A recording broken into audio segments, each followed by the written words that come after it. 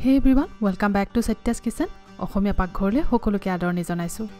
আজি মোৰ younger sister এ বনোৱা এখন শাকৰ সবজি লৈ আহিছো আৰু এই সবজিখন ইমানেই বঢ়িয়া হয় খাবলৈ। ইয়াক ৰুটিৰ লগত ভাতৰ লগত খাব পাৰিব আৰু যেহেতু এটা শাকৰ সিজন হয় এই ৰেচিপিটো বহুতে কামত আহিব। আহকচোন কেনেকৈ বনালে চাওঁ। এই শাকৰ সবজিখনত লৈছে মেথি শাক, ভালকে ধুই পানী বাছি লৈছে। তাৰ পিছত লৈছে পালেং শাক। আপোনালোকে ইয়াত মন পছন্দৰ শাক ব্যৱহাৰ কৰিব পাৰে, যেনেকে সৰু সৰসোকে শাক হয় হেতু লব পাৰে। মেথি শাকৰ লগত হেতু ভাল লাগে, কিন্তু মেথি শাকটো খুদাকে নিদিব, নহলে অকনমান তিতা নিচিনা হয়, হেতু কাৰণে তাৰ লগত পালেং শাক নহলে অকনমান আপোনালোকে সৰসোকে শাক বুলি কয় যেটো হৰিহৰ শাক মিক্স কৰি দিব পাৰে। এতিয়া এই গুটেই শাকখিনি এটা প্ৰেছাৰ কুকাৰত লৈ লোৱা হৈছে। তাৰ পিছত ইয়াত অকনমান পানী দিয়া হৈছে যাতে লাগি নধৰিবৰ কাৰণে, আৰু লগতে অকনমান নিমখ দি এটা হৈছে লহালৈকে সিজাই লোৱা হৈছে।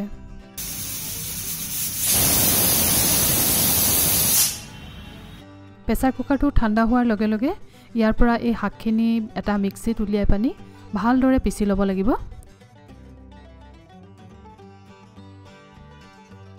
এইখিনি হৈছে পিছি লোৱা শাকখিনি। তাৰ পিছত আৰু আমাক লাগিব সৰু সৰুকে কাটি লোৱা পিয়াজ, বিলাহী সৰু সৰুকে কাটি লোৱা, দুটা কেঁচা জলকীয়া, আদা সৰু সৰুকে কাটি লোৱা অলপমান, আৰু নহৰু অলপমান সৰু সৰুকে কাটি লোৱা। তাৰ পিছত অকনমান কেঁচা মটৰ লোৱা হৈছে।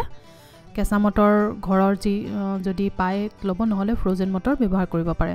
এতিয়া এখন কেৰাহীত অকনমান মিঠাতেল গৰম কৰা হৈছে আৰু এই তেলতে আমি প্ৰথমে পিয়াজখিনি দি ভাজি লম। গেছৰ ফ্লেমটো একেবাৰে স্লো কৰি ৰখা হৈছে, তেতিয়া চিটিকনি নপৰে। পিয়াজখিনি অকনমান ৰঙা পৰি যোৱালৈকে ভাজিব লাগিব।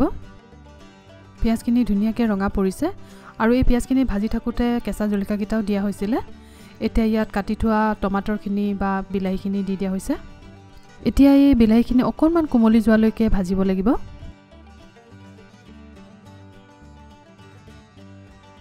তাৰ পিছতে এড কৰা হৈছে হাফ টিস্পুন পেপ্ৰিকা পাউডাৰ। ইয়াৰ হলনি আপোনালোকে কাশ্মীৰী ৰেড চিলি পাউডাৰো ব্যৱহাৰ কৰিব পাৰে।